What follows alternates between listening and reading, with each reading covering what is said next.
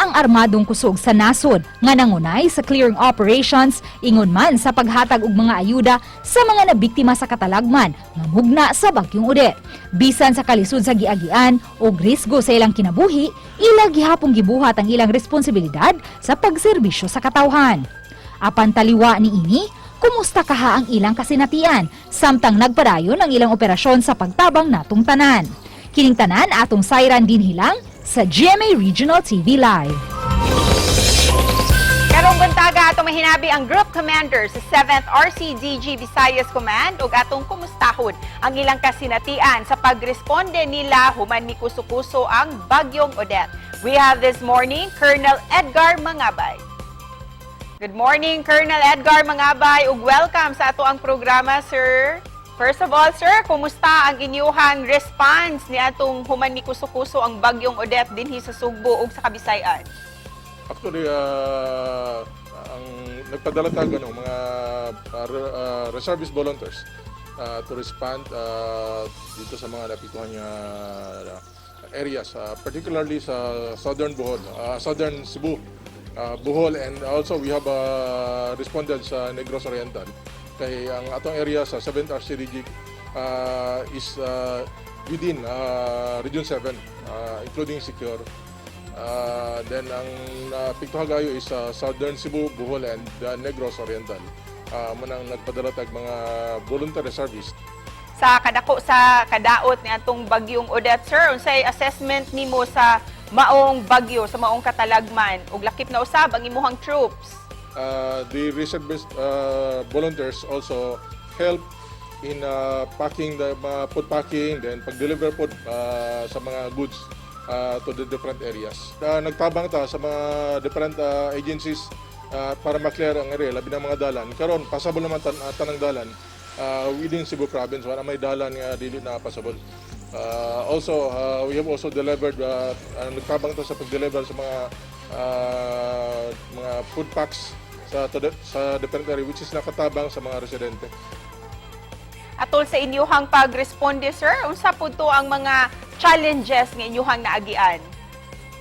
Ang challenges nga among napiktuhan, the responders itself were also affected. Actually, mo nang pinakadakong challenge kasi we have more than 1,000 reservists in the entire Region 7, but we have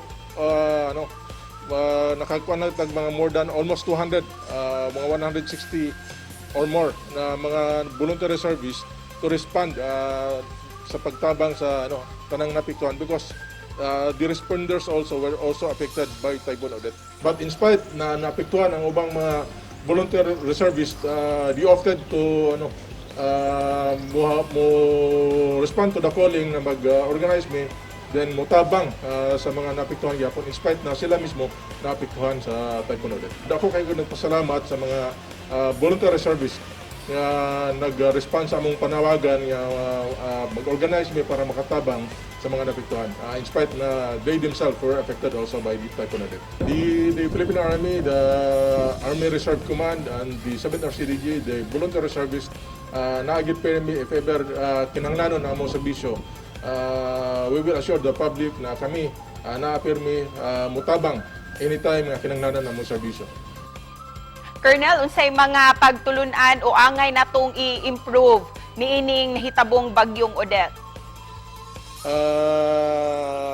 We have to be prepared. We have to be prepared sa in any labi na kung paingon ang kaming pala ang calamity kaya monitor man nato ang paingon pa lang kung unsa ka kusog. Among nakuan, we have to be prepared para if ever maigo dili medyo ma-mitigate ang effect sa typhoon. Mong lesson na nakatunan, kinahanglan na tubig, ang mga basic necessity dapat we should not take for granted ang if ever na mga coming calamities. We have to be prepared.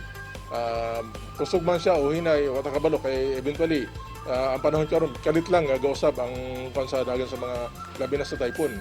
Hinay siya then eventually kusog siya kalit. Ang sa amo is we should and we must be prepared if ever na mga calamities nga coming. Og isip pa na po, sir, unsay mensahe nimo sa ato ang mga viewers karong buntaga? The 7th Regional Community Defense Group of Reserve Command Philippine Army na-permi diri sa within Region 7 para motabang sa mga if ever unsa man nga serbisyo o kinahanglanon ang among serbisyo. Nalang mi permi para motabang sa any agency or any kinsa man nilang nagtabang na mo diri sa Region 7.